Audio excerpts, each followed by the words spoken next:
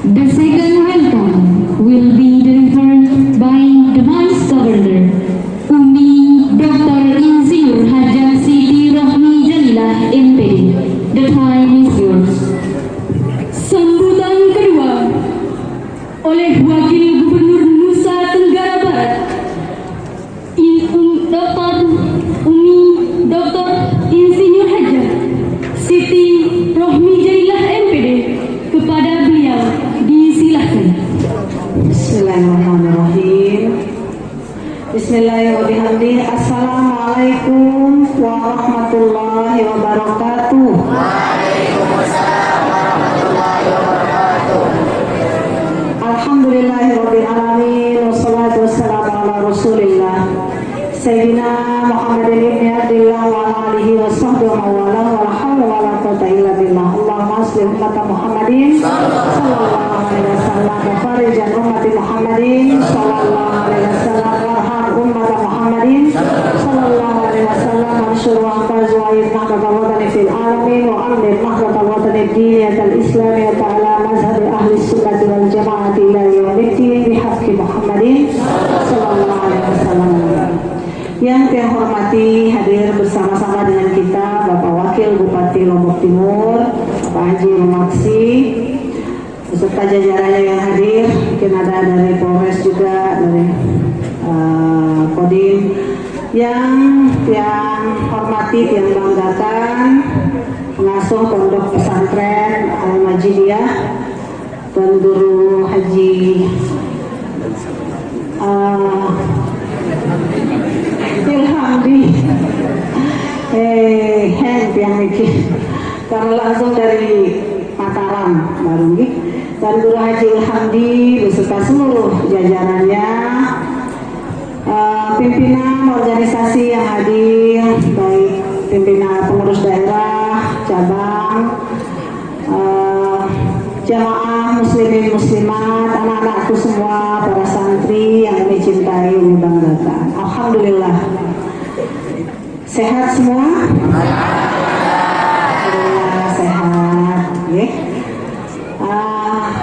NTB alhamdulillah kondisinya aman. Yang hadir bersama kita juga di sini Tuan Guru Haji Abdul Aziz, Dr. Abdul Aziz, yang di depan anak-anakku semua masih muda nih, udah doktor, udah lama doktor. Nah, kalian juga nanti harus bisa jadi doktor dan profesor. Amin. Sehat semua dan alhamdulillah ini berkat kerjasama seluruh pihak, kerja keras dari pemerintah daerah Lombok Timur, seluruh jajarannya, seluruh tokoh agama, tokoh masyarakat, sehingga keadaan Lombok Timur ini aman. Walaupun tadi disampaikan oleh Bapak Bupati ada saja bencana yang menghinggapi. Ya, sekarang kita sedang menghadapi penyakit mulut dan kuku. Kemarin baru selesai pandemi, belum selesai sebenarnya pandemi, kita belum endemi, tetapi keadaan sudah jauh lebih baik. Karena apa? Karena semua sudah vaksin. Nah, sudah vaksin kedua? Nanti kalau diminta vaksin ketiga, vaksin nih. Nah, jadi karena nurutnya, karena kepatuhan dari masyarakat, makanya kita cepat aman. Di negara-negara lain masih banyak yang bermasalah.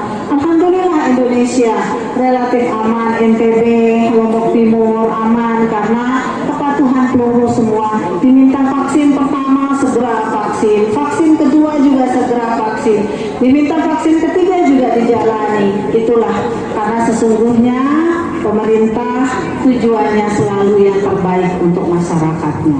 Kalau kita sudah nurut, kita ikuti program pemerintah, anjuran pemerintah nih, yang bekerja sama dengan TNI, Polri, semua kita ikuti, insya Allah kita aman, insya Allah keadaan kita sehat. Nah, penyakit mulut dan kuku yang sekarang sedang dihadapi oleh kita, terutama di pemerintah Kabupaten Lombok Timur, ini memang harus kita sikapi dengan bijak. Kita harus memahami penyakit mulut dan kuku ini tidak menular pada manusia. Jadi ini memang menularnya antara hewan ke hewan. sehingga dagingnya masih aman dikonsumsi. Tapi memang kalau untuk kaki, untuk organ dalam, sama bibir, lidah itu tidak dianjurkan untuk dikonsumsi. Tapi kalau dagingnya selama prosesnya dimasak itu aman untuk dikonsumsi. Jadi kepanikan juga jangan berlebihan. Yang terpenting kita mengetahui bagaimana cara mengatasinya. Ya memang ini virus, yang namanya virus itu pengobatannya itu tidak dengan antibiotik. Kalau virus itu ya dikasih bagaimana caranya supaya kuat antibodinya, ya dikasihnya vitamin. Itulah kenapa kemudian yang diberikan adalah vitamin supaya hewannya ini kuat antibodinya melawan virus ini. Nah, tadi sudah disampaikan oleh Pak Bupati dari 8.000 sekian, 4.000 sudah berhasil sembuh, sisa 4.000 masih dirawat. Jadi kita memang diuji oleh virus ya selama ini. Virus COVID-19 sekarang ada virus dari PMK ini. Tapi insya Allah dengan ketenangan kita ya di dalam menghadapinya tidak panik berlebihan, karena panik itu akan merugikan ya. Kalau tindakan kita itu melebihi yang seharusnya kita lakukan, malah kerugian yang akan kita alami. Jadi harus tenang dan bagaimana kita selalu bergotong royong. Artinya tadi disampaikan bagaimana petugas dari dinas peternakan ya, dokter hewan dan seterusnya bekerja luar biasa. Ya, kita dari masyarakat juga membantu bagaimana agar pekerjaan mereka bisa lancar, bisa berhasil ya, kemudian juga bisa penanganannya bisa baik. Sambil kita juga belajar bagaimana sih ini menanganinya. Oh, sapi kita itu harus bisa pulih imunnya sama seperti manusia. Kita virus juga kan dikasihnya vitamin. Karena obat COVID-19 itu vitamin, bukan dikasih seperti antibiotik, kecuali kalau ada komplikasi baru dikasih antibiotik. Jadi mudah-mudahan yang terparah pun di Indonesia, bukan di NTB, di Jawa Timur, di beberapa tempat lain yang memang kondisinya sangat parah, alhamdulillah di NTB masih terkendali, walaupun kita semua harus sungguh-sungguh waspada. Butuh gotong royong, bersama-sama masyarakat semuanya kita bergotong royong bagaimana menghindari penularan lebih jauh. Jadi kalau sudah kena segera dipisah dan seterusnya untuk penularannya bisa terhindar, semakin banyak yang menular. Karena ini virus, yang namanya virus ini kan cepat menular. Memang kita ini diberikan ujian oleh Allah Subhanahu Wa Taala oleh penyakit yang namanya virus. Penyakit virus itu adalah penyakit menular. Nah, mudah-mudahan banyak hikmahnya ya, dengan kita menghadapi penyakit-penyakit virus ini kita semakin paham bagaimana menghadapi penyakit menular, baik itu untuk manusia maupun untuk hewan. Mudah-mudahan kita bisa atasi, pandemi saja bisa kita atasi, insya Allah PMK juga bisa kita atasi dengan baik. Yang terpenting adalah optimis. Jadi jangan berlebih-lebihan sikap kita, banyak belajar, banyak berkonsultasi bagaimana caranya untuk menghindari penularan lebih jauh. Yang sudah tertular bagaimana caranya supaya sehat, karena bisa sehat. Itu bukan berarti kalau sudah tertularnya harus langsung dipotong, harus bisa sehat. Nah, jadi itu harus bisa kita hadapi dengan baik, bekerja sama dengan seluruh pihak. Mudah-mudahan Bapak Camat juga bisa turun ya, Bapak Kades, bersama-sama semua meyakinkan sehingga peternak-peternak kita tidak panik. Nah, ini yang paling penting, sehingga kita bisa atasi penyakit ini dengan baik. Dia akan selesai saja. Yang terpenting adalah kita bisa menyikapinya dengan baik. Alhamdulillah, Bapak Ibu semua, anak-anakku, Umi berkesempatan hadir di sini, bertemu dengan kalian semua, gagah-gagah, cantik-cantik, soleh-solehah kalian. Insya Allah jadi orang yang berhasil. Pondok Pesantren Al-Majidiyah ini, alhamdulillah, dah Umi sangat kenal.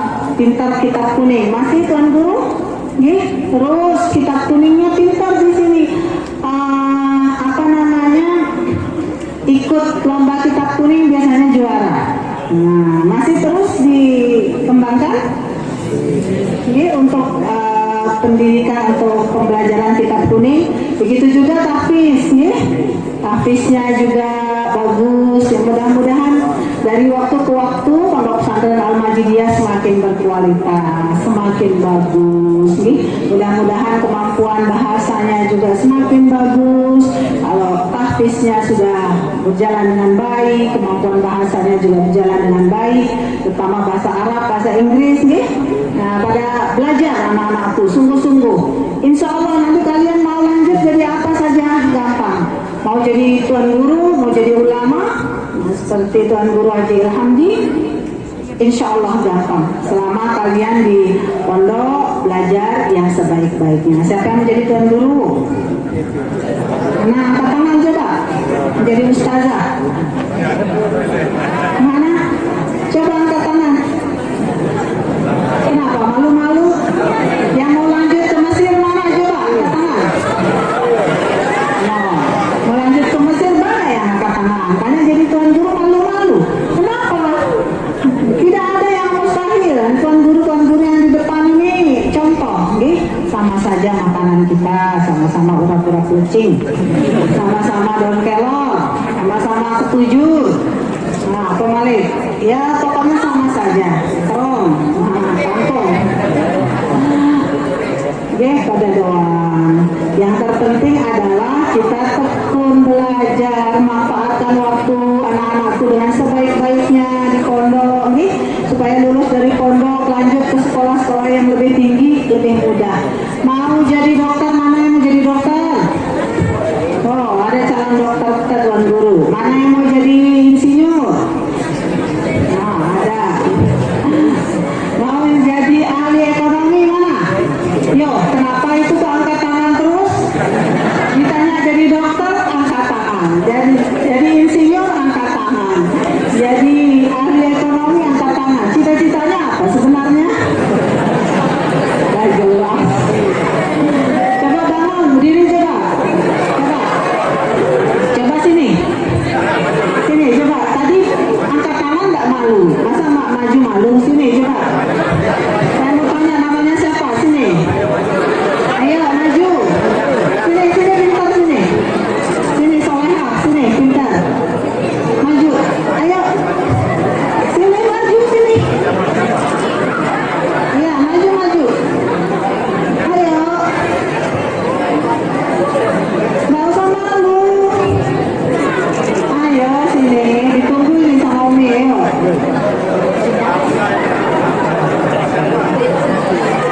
Ayo.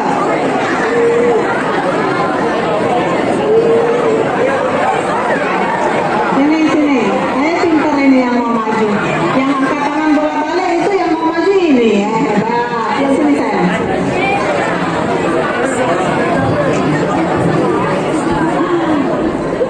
Sini.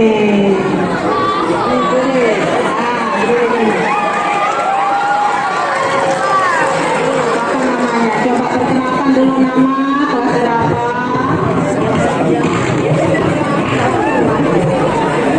Assalamualaikum warahmatullahi wabarakatuh. Perkenalkan, nama saya Syarifah, kelas 8. Kelas 8. Kalau kelas 8 itu berarti kelas 2 MTS. Nah, Sarifah ini hebat. Suruh maju langsung maju. Percaya diri itu penting, anak-anakku. Kepercayaan diri itu modal untuk kita maju. Jangan cuma berani-beraninya di belakang begini-gini teriak-teriak, tapi begitu suruh maju langsung keder. Nggak boleh, harus percaya diri, ya. Karena dengan kepercayaan diri itu, insya Allah kita akan terpacu untuk lakukan yang terbaik. Sarifah cita-citanya jadi apa? Ya kan?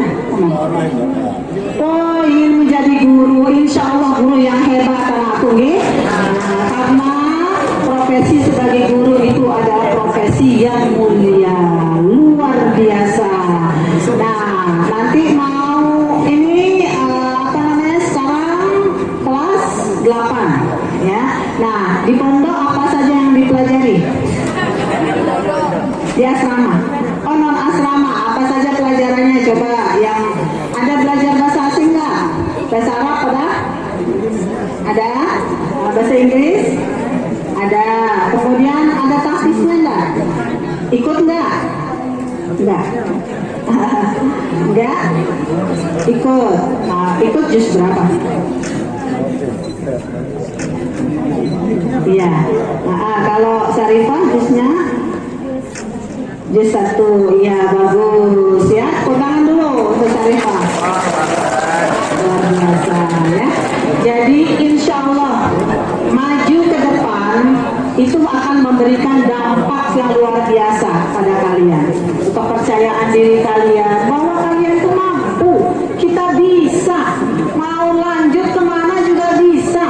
Teman-teman kalian banyak lanjut ke Mesir, lanjut ke Yordan, lanjut ke Amerika, lanjut ke Australia, lanjut ke Inggris, lanjut ke Thailand, lanjut ke berbagai negara, dan itu banyak, dan itu sudah, dan ada yang sudah lulus, ada yang sedang melanjutkan, sama bisa. Jadi kalian harus semangat, anak-anakku, semangat menjadi yang terbaik, semangat untuk cita-cita kalian. Bapak ibu kalian di belakang, di rumah itu doanya ya satu, anaknya sukses, jadi anak soleh-solehah, dapat ilmu yang barokah, menjadi anak yang bermanfaat untuk umat.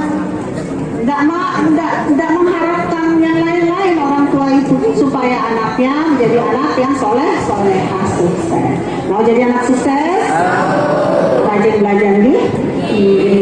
Ikuti apa yang disampaikan oleh Bapak Ibu guru, itu kata orang tua, jadi anak. Nah, dan jangan cepat-cepat menikah. Nah, sekolah dulu sampai berhasil dulu, baru setelah itu menikah. Sehingga pernikahannya insya Allah langgeng, dapat anak-anak yang sehat. Kalau sudah waktunya. Dinding merariku nih. Jadi fokus pada belajar kalian, fokus pada sekolah kalian. Terima kasih Syarifah, jadi contoh yang baik untuk teman-temannya ya. Kita foto dulu.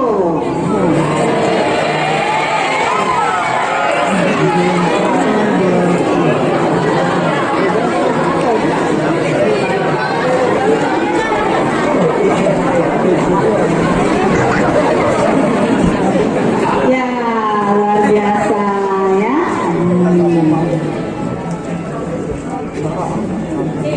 Jadi mudah-mudahan kalian anak-anakku bisa bersyukur atas nikmat Allah Subhanahu wa taala. Kalian bisa mengenyam pendidikan di pondok pesantren. Itu luar biasa, karena pendidikan di pondok pesantren memberikan kalian fondasi yang kuat. Insya Allah kalau fondasinya sudah kuat, mau lanjut kemana saja gampang. Tidak ada yang kita takuti. Kalian bisa bersaing. Tidak hanya bersaing dengan orang se-NTB. Kalau se-NTB kecil, bisa bersaing se-Indonesia, bisa bersaing se-dunia.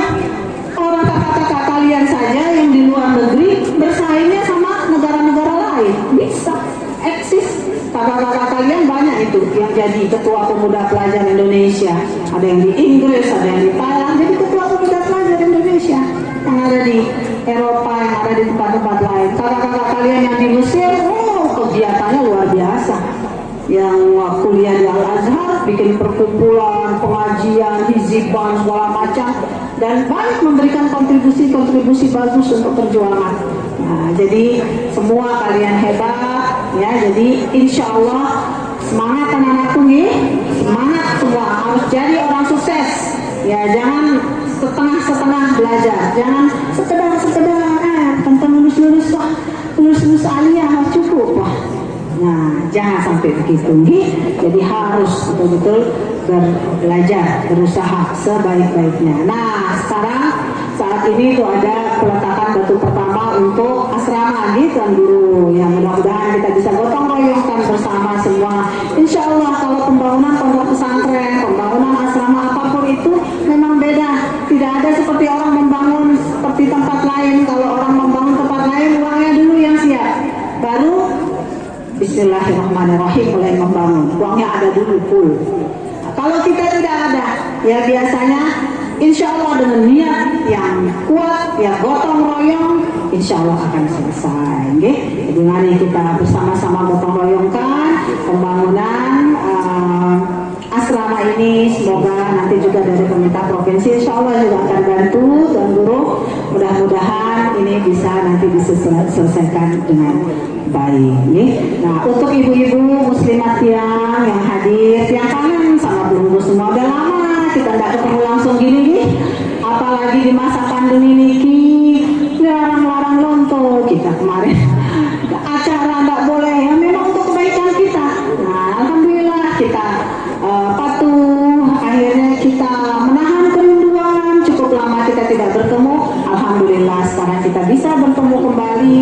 Mudah-mudahan Guru semua sehat nih, jaga anak-anak kita supaya sehat selalu nih, keluarga Guru dijaga, anak-anak kita, suami kita, keluarga besar kita jaga supaya sehat, sukses pendidikannya semua. Dan yang ingin pesan pada muslimat, jangan sampai ada anak-anak kita yang stunting nih, jangan ada yang Pelunggu tahu stunting enggak? Berat badannya rendah, terus berat badannya rendah dan tingginya juga pendek, yang pendek nih. Jadi kemampuan otaknya tidak bisa berkembang dengan baik. Di dalam menerima pelajaran juga nantinya akan menjadi masalah. Jadi perhatikan gizi anak-anak kita. Yang selalu ingatkan kalau ketemu muslimat, kalau anak-anak kita berangkat sekolah, jangan terlalu gigoh. Yang dikasih adalah uang belanja, tetapi yang dikasih sarapan. Sarapan dengan nasi urap-urap itu jauh lebih baik daripada hanya dikasih uang belanja. Belum tentu dia belanja yang bagus untuk badannya. Kalau Pelunggu ada rezeki lebih setelah sarapan kasih uang belanja tidak apa-apa, asal diingatkan anak-anaknya supaya beli makanan yang bagus, jangan yang terlalu yang ciki-ciki, yang terlalu banyak MSG, kemudian bahan-bahan kimia yang menyebabkan anak kita juga masih muda banyak yang kanker. Anak kita masih muda, pertumbuhan otaknya tidak bagus, pertumbuhan badannya tidak bagus. Kita orang tuanya sehat, anak kita tidak sehat karena ketidaksadaran kita mau manjakan ceritanya, bengkepeng wah, tono berangkat wah, tapi tidak dikasih sarapan. Akhirnya apa? Anak-anak kita banyak yang kurang darah, anemia. Kalau kurang darah niki, tidak bisa dia konsentrasinya di dalam menerima pelajaran. Akhirnya sebenarnya anak Pelunggu pintar, akhirnya kurang kepintarannya. Karena apa? Karena kurang gizinya di dalam menerima pelajaran. Jadi kasih sarapan, walaupun sekedar urat-urat tempe goreng itu sudah top. Apalagi ada telur, wah luar biasa. Jadi pokoknya yang penting dia sarapan. Nah itu yang harus kita lakukan supaya anak kita terhindar dari yang namanya anemia, yang namanya kurang darah. Pintar dia kelihatannya, cantik, ganteng, tapi ternyata di dalamnya keropos. Nah itu kita tidak mau. Kita tidak mau anak-anak kita kalah dari anak-anak lain dalam menuntut ilmu. Kuncinya kasih makanan yang bergizi. Apa itu makanan bergizi? Harus senang sayur buah, harus senang antar, kelor, segala macam, buah-buahan, pisang, gedang, harus hobi. Dan nggak terlalu suka makanan-makanan yang MSG yang kimia itu membahayakan kesehatan mereka. Pelunggu juga membahayakan kesehatan kita semua. Makanya sekarang kanker payudara, kanker serviks itu banyak sekali. Itu karena pola makan, pola hidup kita. Yang titip ke muslimat yang semuanya jaga anak-anak kita, kasih sarapan. Dedek malam-malam bisa jajarin ke sarapan. Kadang-kadang mana coba yang ingin tahu mana muslimat yang kasih anak-anaknya sarapan sebelum berangkat sekolah? Coba angkat tangan. Oh, sedih. Setelah ini nanti semuanya angkat tangan, insya Allah, setelah pengajian ini, insya Allah, susah sekedar klemak ke dan dijajarin ke sarapan. Tanggung jawab kita sebagai orang tua. Dendek, ibu bapaknya tidur, anaknya berangkat sekolah, ibu bapaknya masih tidur. Terus kemudian sekedar mama kasih belanja udah tutup mata berangkat anak sekolah. Belum tentu gizinya akan terpelihara dengan baik. Nah, sarapan kasih nasi. Nah, tambah urat-urat tempe goreng sudah luar biasa. Apalagi ada telur, apalagi ada ikan darat, misalnya apa yang sudah luar biasa terisi. Apa ikan air tawar maksudnya bukan buaya darat. Ikan air tawar. Apa-apa saja, pokoknya yang penting sarapan nasi. Nih, pagi-pagi supaya anak semangat, sehat, berangkat sekolah. Gimana ibu-ibu muslimah? Sanggup nggak? Sanggup deh. Nah, jadi jangan kita saja yang sehat, anak-anak kita juga harus sehat. Jaga anak-anak kita, kalau sudah sehat, insya Allah pendidikannya didorong terus. Selesai di pondok, masuk universitas, S1, lanjut S2, bila bisa lanjut S3. Sekarang banyak beasiswa. Banyak beasiswa anak-anakku, mau sampai profesor, mau sampai doktor, mau sampai luar negeri, mau sampai mana-mana bisa. Kakak-kakak kalian itu bisa sekolah di berbagai belahan dunia beasiswa. Kalau dia biaya sendiri itu yang di Australia 1 tahun 1 miliar biayanya. Dengan beasiswa dia bisa bawa dirinya, tinggal dia belajar saja. Tapi syarat untuk dapat beasiswa ada. Apa syaratnya? Ada IELTS namanya, itu kemampuan bahasa Inggris. Kalau sudah pintar, bisa bahasa Inggris dengan baik, ada level IELTS yang harus ditempuh. Misalnya 6,5 atau 6, itu kalau sudah di Universitas Hamdan Ladi ada kursus IELTS kalau mau. Oke, artinya ada semua. Bahkan Pemprov NTB ada rumah bahasa gratis di situ. Tapi mesti daftar dulu, harus sungguh-sungguh anak-anakku. Yang namanya kesempatan itu tidak terbuka untuk semua. Kesempatan itu hanya terbuka untuk orang yang semangat dan bersungguh-sungguh. Nah, tinggal dari kalian mana yang bersemangat dan bersungguh-sungguh pasti lolos seleksi itu. Oke? Nah, jadi mari anak-anakku semangat belajar, jadi orang sukses. Oke?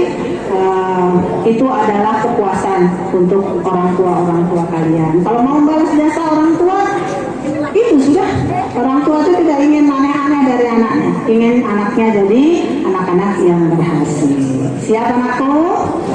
Ya, belajar nih. Mudah-mudahan manajemen dari pondok pesantren Al-Majidiyah semakin maju, semakin bagus, semakin berkualitas. Pondok pesantrennya makin maju, asrama juga bisa cepat selesai. Dan semuanya ini sebagai ikhtiar kita melanjutkan perjuangan Al-Maqfurullah dan Guru Kiai Haji Muhammad Zainuddin Abdul Majid, pahlawan nasional kita. Bisa kita bayangkan anak-anakku, zaman Al-Maqfurullah dulu sulitnya orang berjuang, membangun, ya, mendapatkan pendidikan. Nah, kita sekarang ini sudah tinggal terima enaknya.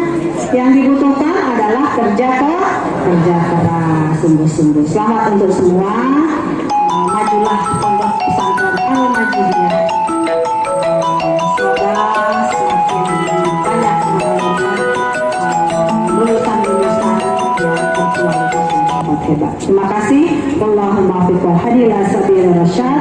Assalamualaikum warahmatullahi wabarakatuh. Acak hal selanjutnya yaitu peletakan batu yang pertama oleh Ibu Nusa Tenggara Barat, yaitu Umi